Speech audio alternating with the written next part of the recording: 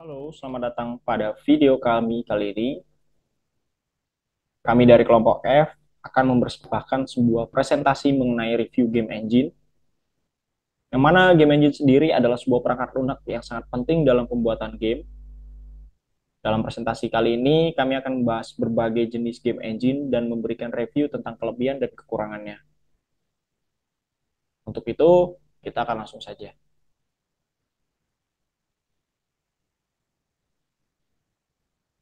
Baik, untuk agenda presentasi kali ini, kami akan membaginya menjadi 3 bagian. Yang pertama, kami akan memulai dengan pendahuluan, di mana kami akan memberikan gambaran umum tentang topik presentasi dan memberikan konteks mengenai mengapa topik ini penting untuk dibahas. Kemudian kami akan melanjutkan dengan kelas balik, di mana kami akan mengulas beberapa peristiwa penting atau perubahan signifikan dalam perkembangan game engine. Dilanjutkan dengan masuk bagian pembahasan, di mana kami akan membahas berbagai jenis game engine dan memberikan review tentang kelebihan dan kekurangannya. Dengan cara ini, kami berharap akan memberikan pemahaman yang lebih baik lagi tentang apa itu game engine, dan juga memberikan gambaran bagaimana sebenarnya development game engine itu sendiri dari berbagai fitur yang ada. Untuk itu, dimulai pada sebuah pendahuluan yang mana kami akan membahas tentang apa sebenarnya grafika komputer. Grafika komputer adalah bidang ilmu yang berkaitan dengan pengolahan gambar dan visual menggunakan komputer. Grafika komputer sendiri melibatkan banyak teknologi dan algoritma untuk menghasilkan gambar digital yang dapat ditampilkan pada layar komputer, televisi, atau layar lainnya. Beberapa teknologi grafika termasuk pemrosesan gambar, grafika vektor, render 3D, dan animasi. Grafika komputer sendiri digunakan dalam berbagai bidang, termasuk permainan video game, desain grafis, arsitektur, ilmu kedokteran, dan banyak lagi. Dalam pengembangan video game, grafika komputer sendiri sangat penting dalam menciptakan dunia virtual yang menarik dan realistis bagi pemain. Untuk kilas balik sendiri, sejarah grafika komputer dimulai pada tahun 1950-an, ketika para peneliti mulai mencoba menggunakan komputer untuk menghasilkan gambar. Dan pada tahun 1960-an, grafika komputer pertama kali digunakan secara komersial dalam pembuatan film animasi, yang mana pada eranya film animasi sendiri merupakan produk pasar yang sangat menjanjikan.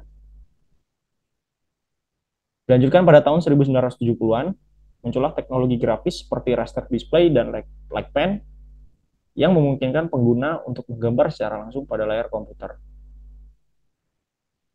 Pada tahun 1980-an, industri pemainan video game mulai berkembang dan menjadi pendorong utama dalam perkembangan teknologi grafis. Dilanjutkan pada 1990-an, grafika komputer semakin canggih dengan adanya rendering 3D yang memungkinkan pembuat game jadi lebih berkualitas dan realistis.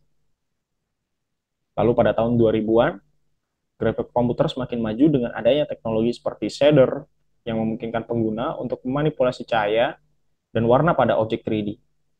Pada tahun-tahun terakhir, grafik komputer semakin berkembang dengan teknologi virtual reality dan augmented reality yang memungkinkan pengguna untuk merasakan pengalaman visual yang lebih imersif dan interaktif. Unity Engine. Unity Technologies dibangun pada tahun 2004, dipegang Denmark oleh David Holgersen sebagai CEO, Nicolas Francis sebagai CCO, dan Joachim Antis sebagai CTO. Nah, pada tahun 2008, Unity menjadi game engine pertama yang mendukung penuh platform pada perangkat iPhone. Pada tahun 2009, Unity mulai meluncurkan produk mereka secara gratis, kemudian pada April 2012, Unity mencapai popularitas tinggi dengan lebih dari 1 juta developer. Pertama kali, Unity memang banyak dipakai dan ditunjukkan untuk membuat games dengan fitur-fitur yang lengkap dan editor yang disediakan yang dapat mempermudah pengembangan game untuk membuat game yang diinginkannya. Semua yang dibutuhkan pengembangan untuk membuat game sudah disediakan oleh Unity Engine. Next.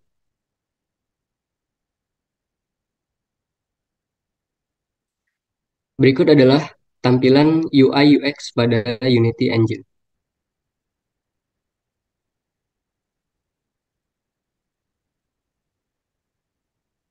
Kemudian ada Unity Game. atau game-game yang dapat dibuat menggunakan Unity sebagai berikut. Yang pertama adalah konsol dan PC game, kemudian ada mobile games, kemudian ada instant game, kemudian ada ER dan VR games.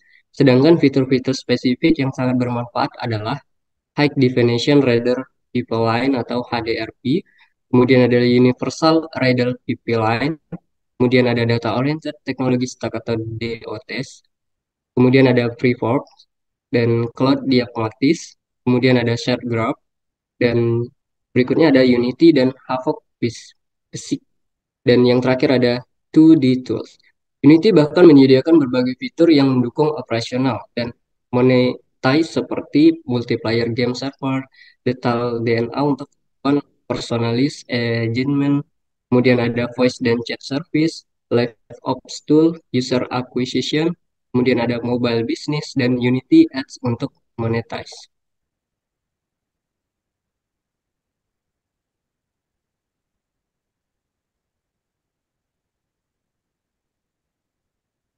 Pada saat ini, Unity juga sudah digunakan untuk bidang selain games, yaitu otomotif, transportation, dan manufaktur. Setidaknya sudah ada beberapa manufaktur yang bekerja sama seperti Audi dan Toyota. Beberapa produk Unity yang dapat digunakan di dalam bidang ini adalah Unity Pro, Unity Enterprise, Unity Replay, Unity Simulation, Unity Mars, Unity Art Engine, Orios, HMI Toolkit. Berikutnya, Unity juga dapat digunakan di bidang film dan animasi. Salah satu kelebihannya adalah Unity dapat dipakai untuk membuat, mengiterasi, dan kolaborasi secara real-time. Unity memungkinkan artis, produser, dan direktur bekerja bersama-sama. Fitur-fitur yang sangat bermanfaat adalah yang pertama, terintegrasi dengan berbagai DCCS, yang kedua menggunakan HDRP untuk merender visual berkualitas tinggi, yang ketiga yaitu mengedit animasi dengan tools yang familiar, dan yang terakhir yaitu melakukan record final frame secara kita preview. Bidang berikutnya adalah arsitektur, engineering, dan construction. Berbagai berbagai studi kasus yang menggunakan Unity sebagai tools di bidang ini adalah yang pertama, Mortensen menggunakan Unity untuk membangun VR interaktif sebagai simulasi desain baru dalam bentuk 3D space interaktif. Hal ini akan membuat iterasi menjadi lebih cepat, kualitas lebih baik, dan biaya lebih murah. Kedua, yaitu Skansa menggunakan Unity untuk membuat AR dan VR sebagai program training safety. Dan yang ketiga yaitu ASC menggunakan Unity sebagai tools membuat XR, di mana XR tersebut dipakai untuk visualisasi secara real time, departemen sales dan marketing. Selain dengan beberapa jabaran di atas, berikut merupakan produk yang ditawarkan oleh Unity Technology. Yang pertama, Unity Pro.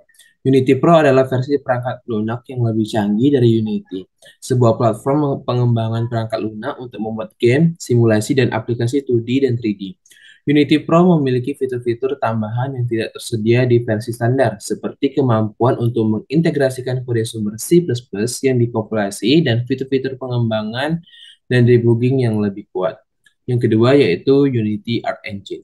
Art Engine adalah perangkat lunak yang digunakan untuk membuat tekstur dan material realistis dengan memanfaatkan teknologi pemrosesan gambar dan pemodelan matematis. Ini dapat membantu pengembang perangkat lunak membuat bahan berkualitas tinggi dengan cepat, yang dapat diintegrasikan ke dalam game, simulasi, dan aplikasi Unity. Kemudian ada Unity Reflect. Unity Reflect adalah solusi perangkat lunak kolaboratif yang dikembangkan oleh Unity Technologies untuk industri arsitektur, teknik, dan konstruksi seperti atau AX.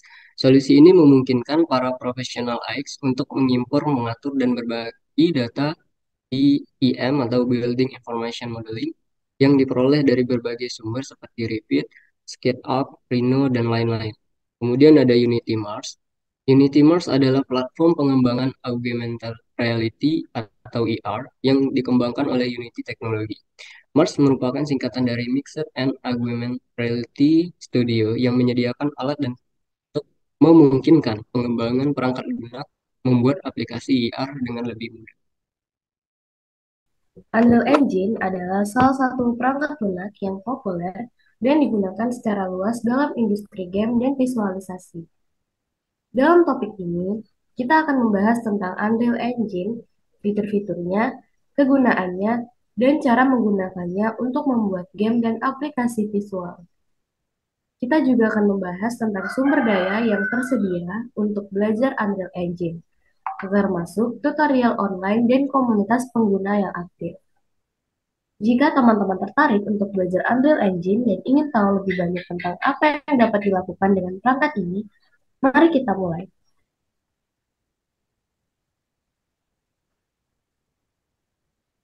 Unreal Engine adalah sebuah perangkat lunak game engine yang dikembangkan oleh Epic Games. Unreal Engine digunakan untuk mengembangkan berbagai jenis permainan, seperti permainan video, permainan mobile, dan seperti pengalaman realistis virtual.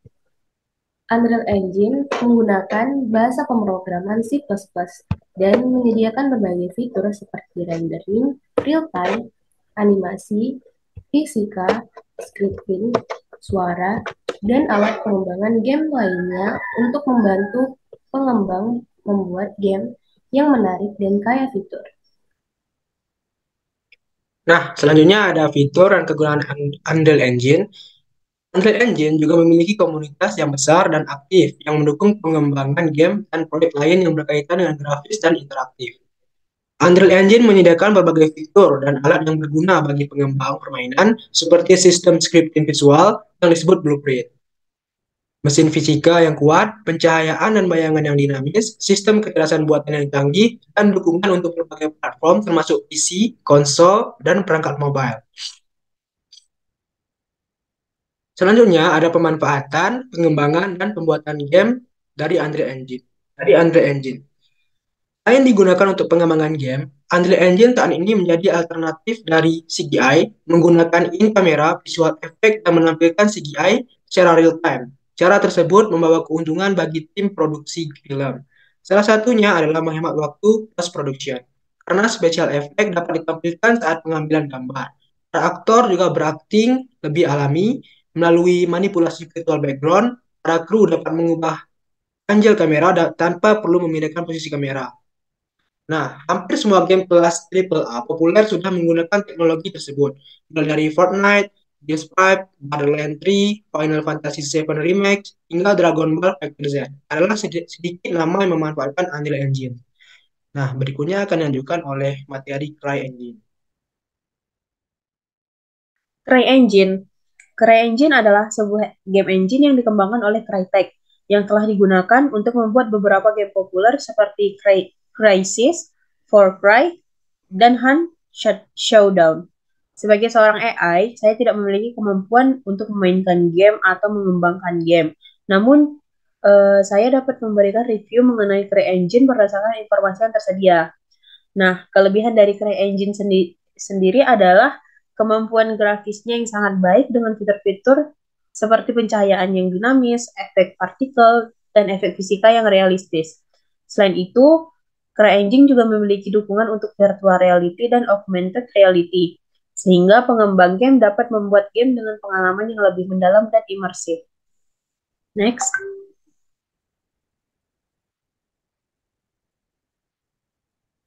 CryEngine adalah mesin game yang sangat baik dan kuat dengan banyak kelebihan. Namun, pengembang harus mempertimbangkan kekurangan dan kebutuhan spesifikasi yang tinggi sebelum memilih untuk menggunakannya. Selain itu, CryEngine juga dikenal sebagai mesin game yang cukup berat dan memerlukan spesifikasi yang tinggi untuk menjalankannya. Ini dapat membuat pengembangan game yang memerlukan performa tinggi menjadi sulit dan mahal. Nah, secara keseluruhan, CryEngine menawarkan fleksibilitas yang tinggi dalam mengembangkan game. Pengembang game dapat menggunakan bahasa pemrograman yang berbeda-beda seperti C++ dan Lua, serta dapat mengintegrasikan berbagai perangkat keras dan perangkat lunak seperti mesin fisika, perangkat lunak animasi, dan mesin kecerdasan buatan. Namun, meskipun CryEngine memiliki banyak kelebihan, ada juga beberapa kekurangan yang harus diperhatikan. Salah satunya yaitu kurangnya dokumentasi dan dukungan komunitas yang kuat. Ini membuat pengembangan game menjadi sulit bagi pengembang yang kurang berpengalaman. Next.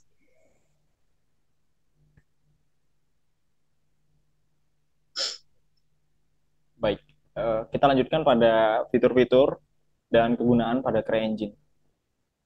CryEngine sendiri menawarkan beberapa fitur yang sangat berguna dan penting bagi pengembang game. Yang mana berikut adalah fitur dan kegunaan dari CryEngine. Yang pertama, grafis yang sangat baik. CryEngine memiliki grafis yang sangat realistis dan detail, yang memungkinkan pengembang untuk membuat game sangat menakjubkan secara visual. CryEngine menawarkan fitur seperti pencahayaan dinamis, efek partikel, dan efek fisika yang realistis. Yang kedua, dukungan untuk VR dan AR. CryEngine juga menawarkan dukungan untuk virtual reality dan augmented reality, sehingga pengembang game dapat membuat game dengan pengalaman yang lebih mendalam dan imersif. Yang ketiga, alat pengembang game yang fleksibel. CryEngine memiliki alat pengembang yang sangat fleksibel, yang memungkinkan pengembang untuk mengintegrasikan beberapa perangkat keras dan perangkat lunak, serta menggunakan bahasa pemrograman yang bervariatif. Yang keempat adalah mesin fisika yang kuat. CryEngine juga memiliki mesin fisik yang sangat kuat, yang memungkinkan pengembang untuk membuat simulasi yang realistis seperti ragdoll physics, simulasi air, dan dinamika kendaraan. Yang kelima, editor terrain yang sangat canggih. CryEngine memiliki editor terrain yang sangat canggih yang memungkinkan pengembang untuk membuat lingkungan yang indah dan detail seperti bukit, gunung, dan lembah. Yang keenam, animasi yang realistis. CryEngine juga memiliki animasi yang sangat canggih yang memungkinkan pengembang untuk membuat karakter dan objek menjadi lebih realistis. Yang ketujuh, multiplatform. CryEngine juga mendukung berbagai platform seperti Windows, Xbox, PlayStation, dan Nintendo. Berikut beberapa game yang menggunakan CryEngine. Seperti yang sudah dijelaskan di awal, CryEngine telah digunakan untuk mengembangkan beberapa game, salah satunya game dengan genre FPS atau first person shooter, yang cukup fenomenal karena keindahan grafisnya, seperti Crysis, Far Cry, dan Warface. Makna CryEngine yang sesungguhnya adalah game engine dengan gebrakan yang besar-besaran pada keseluruhan fitur.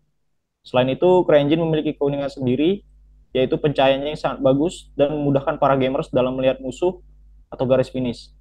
Dan juga kualitas suara yang sangat jernih, yang tidak memerlukan speaker yang sangat besar. Fakta menariknya, CryEngine sangat lekat pada game militer. Soalnya rata-rata game perang yang mengharuskan diselesaikan sampai damai. Baik, selanjutnya kami akan membahas tentang Godot Engine. Godot Game Engine adalah game engine yang dirilis pada tahun 2014 dan dapat digunakan dengan gratis karena bersifat open source yang bisa digunakan untuk membuat game dalam bentuk desktop, Windows, Mac, atau Linux, ataupun mobile. Godot Engine memiliki kelebihan dalam pembuatan game 2D, tetapi juga bisa membuat game 3D. Godot Engine menggunakan beberapa bahasa pemrograman seperti C#, C++, dan GDScript. Namun, untuk mengoptimalkan penggunaannya, pengguna Godot Game harus dapat mempelajari bahasa GDScript yang merupakan pengembangan dari Python. Next.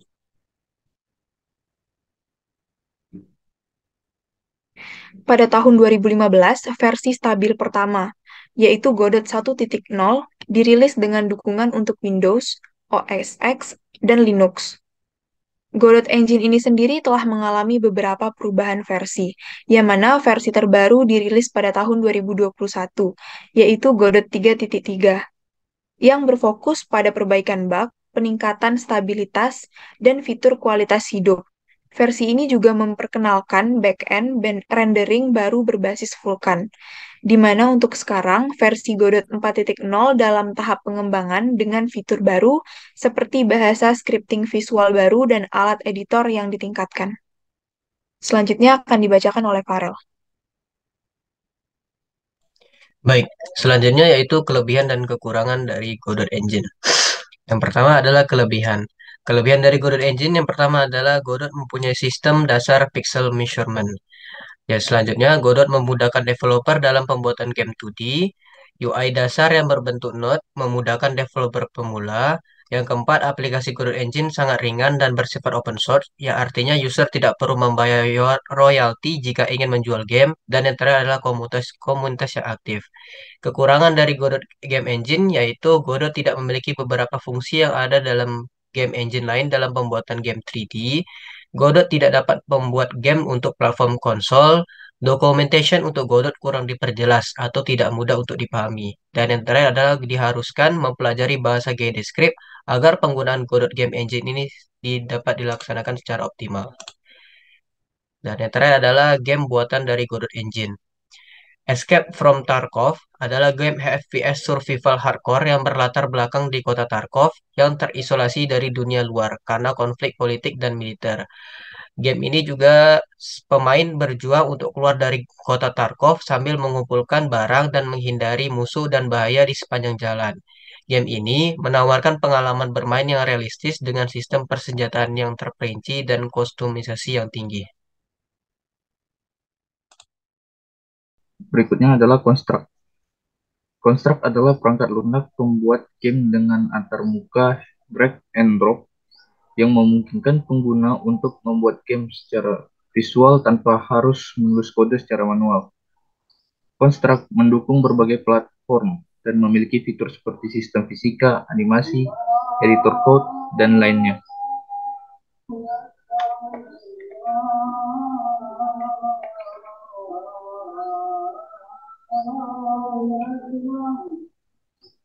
Construct adalah tools pembuat game berbasis HTML5 yang dikhususkan untuk platform 2D yang dikembangkan oleh Skira.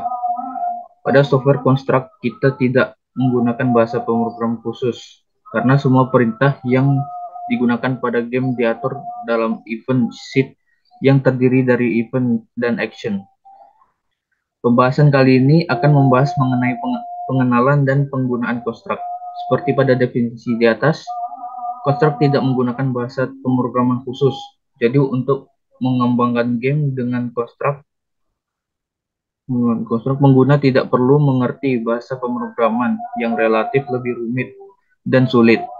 Sekarang, Construct memiliki dua versi, yaitu Construct 2 dan Construct 3. Perbedaan di antara keduanya tidak terlalu signifikan. Untuk Construct 2, kita perlu mendownload softwarenya, kemudian kita install di PC ataupun laptop untuk kita gunakan. Sedangkan Construct 3, kita tidak perlu mendownload softwarenya. Kita dapat langsung menjalankan melalui web browser. Kelebihan dari Construct yang pertama itu penggunaan dapat membuat game dalam perhitungan menit dengan mudah. Behavior sistemnya sangat intuitif dan mudah digunakan. Yang ketiga, menu interface-nya sangat mirip dengan Microsoft Office, sehingga memudahkan user dalam penggunaannya. Dan yang keempat, user dapat mudah mengganti tema serta layout tampilan yang diinginkan. Kekurangannya dari Construct ini yaitu pertama tidak adanya menu drop down sedikit menyulitkan user yang terbiasa dengan menu drop down. Yang kedua, fungsi manual serta fungsi help hanya bisa diakses secara online sehingga menyulitkan user tidak memiliki koneksi internet. Dan terakhir yaitu kurang deskriptif dalam penjelasan interface. Baiklah, tadi merupakan hasil pembahasan dari game engine yang direview oleh kelompok kami. Kita lanjutkan pada slide kesimpulan, yang mana dalam memilih game engine, ada beberapa hal yang perlu dipertimbangkan. Yang pertama, kita sebagai pengembang juga butuh melirik pada kebutuhan proyek. Perkembangan jenis game yang ingin dikembangkan yang dibutuhkan, seperti dukungan 3D, 2D, atau VR, serta integrasi dengan fitur fisik dan kecerdasan buatan. Yang kedua, kemampuan dan pengalaman tim. Pertimbangan kemampuan dan pengalaman tim dalam penggunaan game engine tertentu. Jika tim memiliki pengalaman dengan game engine tertentu, mungkin akan lebih mudah untuk menggunakan game engine yang sama atau pada project berikutnya. Yang ketiga adalah platform dukungan. Pastikan game engine yang dipilih dapat menghasilkan game yang dapat dijalankan pada platform yang diinginkan, seperti PC, konsol, atau perangkat mobile. Yang keempat, tidak pula lupa, yaitu sebuah biaya. atau cost yang akan digunakan. Beberapa game engine memiliki biaya lisensi atau biaya langganan, sehingga perlu dipertimbangkan dalam memilih game engine. Yang kelima, komunitas dan dukungan. Kita sebagai pengembang juga harus mencari tahu seberapa besar komunitas penggunaan game engine dan apakah terdapat sumber daya, tutorial, atau dukungan penggunaan yang tersedia. Tidak lupa pula, kita harus memperhatikan performa. Pastikan game engine memiliki kinerja yang memadai untuk proyek yang diinginkan. Dan memperhatikan kebutuhan spesifikasi hardware. Dengan mempertimbangkan faktor-faktor tersebut, pengembang game dapat memilih game engine yang sesuai untuk proyek mereka dan dapat menghasilkan game yang berkualitas. Unity sendiri merupakan game engine yang sangat populer dan mudah dipelajari, dengan dukungan komunitas yang besar dan fitur-fitur yang lengkap. Unreal Engine memiliki grafis yang sangat realistis dan mendukung pengembangan game yang sangat kompleks, namun membutuhkan spesifikasi hardware yang cukup tinggi. CryEngine memiliki fitur yang kuat untuk membuat lingkungan game yang sangat detail dan realistis, namun tidak sepopuler Unity atau Unreal Engine. Godot Engine adalah game engine open source yang dapat digunakan secara gratis, dengan fokus pada kemudahan pengguna dan dukungan multiplatform. Sedangkan pada Construct, game engine yang ideal untuk mengembangkan game yang tidak memiliki pengalaman pemrograman dengan antarmuka drag and drop, yang pastinya sangat mudah digunakan. Dalam memilih game engine, pengembang game perlu mempertimbangkan kebutuhan yang disebutkan di atas tadi, agar game yang diciptakan memiliki kesan yang lebih realistis dan menghasilkan game yang berkualitas. Baiklah, tadi merupakan review dari kami. Kami ucapkan terima kasih.